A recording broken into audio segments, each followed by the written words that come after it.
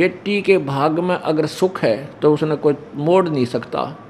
और जहाँ हमारी बेटी, क्योंकि वो राम नाम पर लगी हुई है, भगवान की भक्ति कर रही है, चाहे किसी गरीब के ब्याह दियो, ब्याह तो वही होगा जहाँ मालिक ने लिख रखा, गरीब अमीर का तो रोड़ा है को नहीं।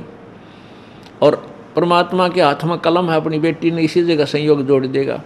और जाते ही कुछ ही दिनों में उस बेटी वहाँ अपवारे नारे हो जाएंगे।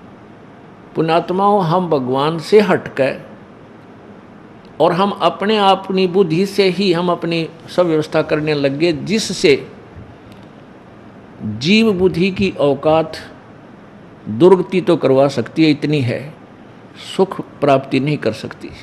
अब जीव बुद्धि की सोच क्या है? परमाणु बम बना लिए, बता के कला तोड़ दिया परमाणु बम, तो अपना नाश इकट्ठा कर लिया। पूरे विश्व को नष्ट करने का इसकी सामग्री कति तैयार कर रखी है, या के बुद्धि लड़ी बता।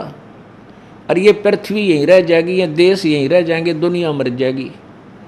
और जो लड़ने वाले, मरने वाले और बनाने वाले, वो केल ठा के ले जाएंगे यहाँ से।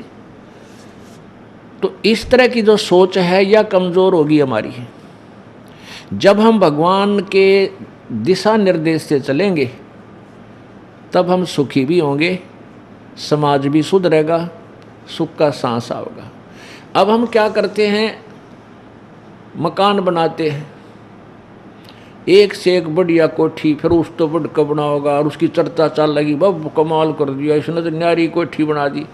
किसी के पास थोड़ा सा पैसे का जुगाड़ है, उन्हें सोचा इसने फेल करूं, उस तो लंबी चौड़ी कोठी की नींव धरेगा, ना जाने कितना झूठ बोलेगा, किसी तो पैसे लाओगा, फिर दे को ना आगे पाछे उसका, फिर पैसे वाले फिरते रहेंगे, सिर में दर्द रहेगा। पुण्यात्माओं, जिस समय हमें इस तत्व ज्ञान का प्रकाश हमें हो जाएगा, ये ज्ञान हमारे हृदय में समा जाएगा। परमात्मा कहते हैं, घर तो 3.5 हाथ भाई गणात 4.25, कह कबीर अधिका गए है ताको नहीं विचार।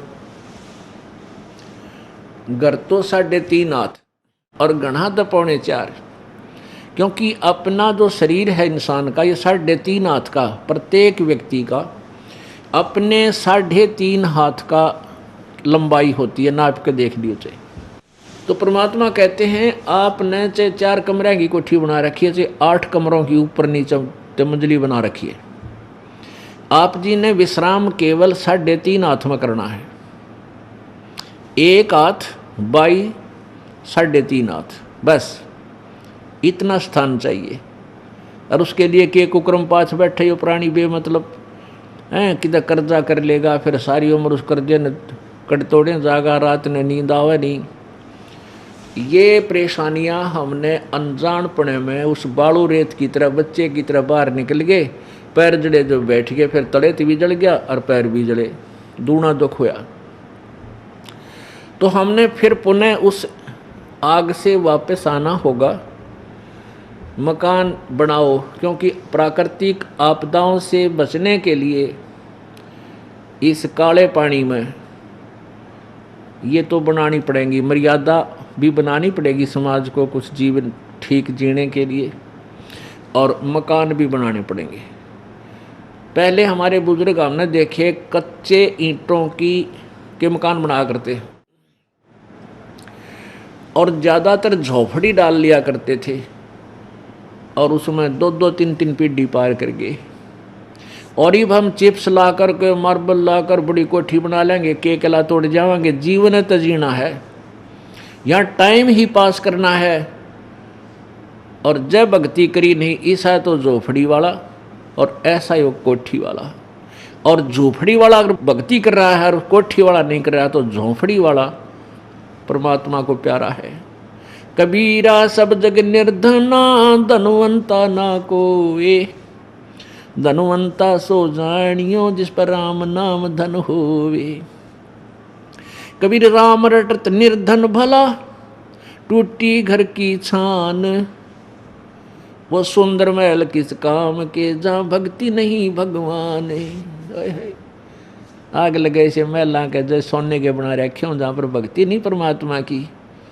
और वो गरीब आदमी एक झोपड़ी डाल रखी है, और झोपड़ी भी कहीं से टूट टाट उसकी टूटी हुई हो बेशक से, और यदि वो परमात्मा की सत भक्ति करता है तो वो भला है।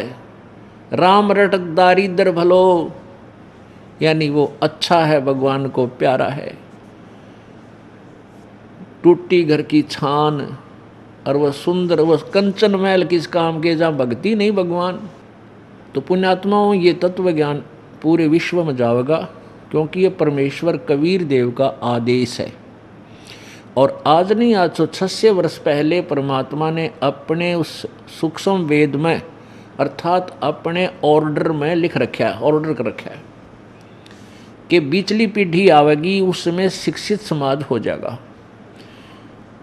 और इस दास को उस परमेश्वर ने भेजा है आप पुण्यात्माओं को दिशा देने के लिए, क्योंकि ये सुअवसर है। सुअवसर कैसे है कि सभी शिक्षित हो गए, बूढ़े से लेकर बालक तक। ये बिजली क्यों गिरी रही है, इतनी अंधकार क्यों फैला रहा, कि हमारे सदग्रंथ सही थे, पवित्र वेद, पवित्र गीता जी, पवित्र पुराण, और ये संस्कृत भाषा में लिपिबद्ध थे, ये संस्कृत भाषा में थे और नागरी लिपि में थे।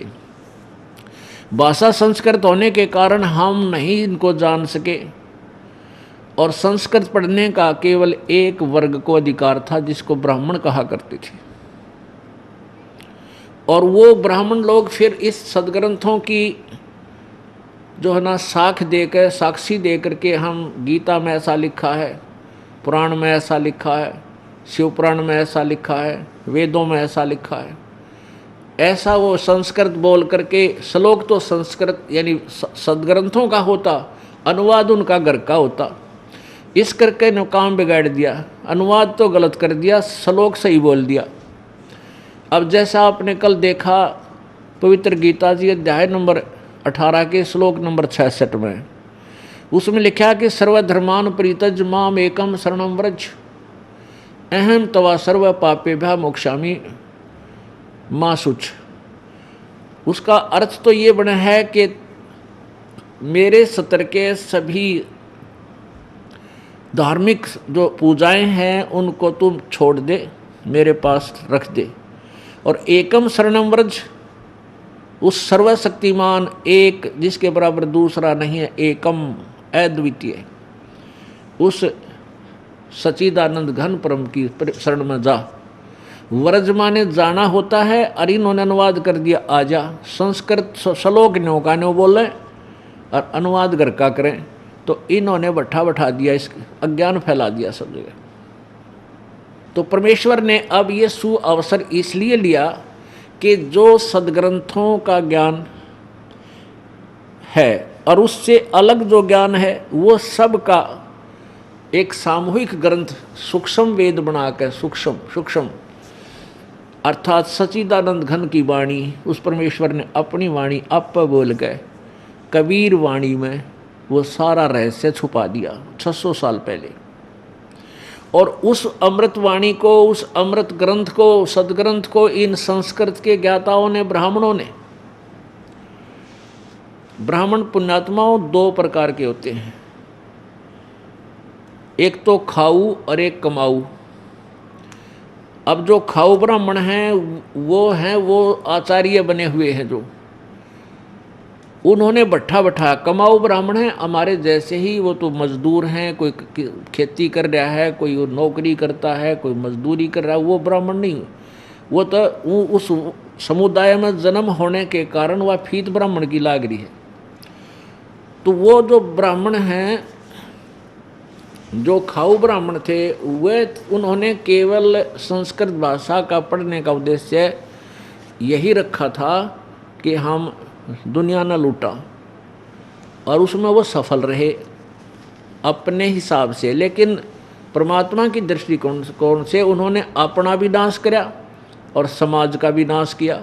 अपना नाश तो यूँ करा कि दुनिया को झूठ बोल के ठगे आज गधे बन रहे होंगे, किसी की भैंस बन गए होंगे, किसी का बैल बनकर पूरे कर रहे होंगे, वो खाली नहीं जा सकते। दुनिया को लूट कर, झूठ जाठ बोल कर जो पैसा उन्होंने लूटा था, वो तिल तिल का हिसाब देना पड़ेगा जीव ने। वो तो जहर खा के विष खाया उन्होंने अनजानपने में।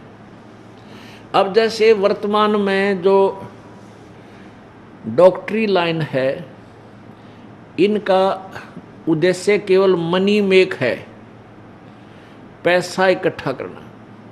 नौकरी लग गए तो कोई बात ना, चलो वो तो सरकारी नौकरी होगी, वो तो अच्छी बात है। और प्राइवेट हॉस्पिटल बना लिए, ये भगवान, ये ना देखते फिर आगे पाछा, जो मुँह माया वो मांग लेते हैं। 20 रुपये की दवाई के 500 रुपये, 1000 रुपये की का जो प्रयत्न है 5000 रुपये देवा।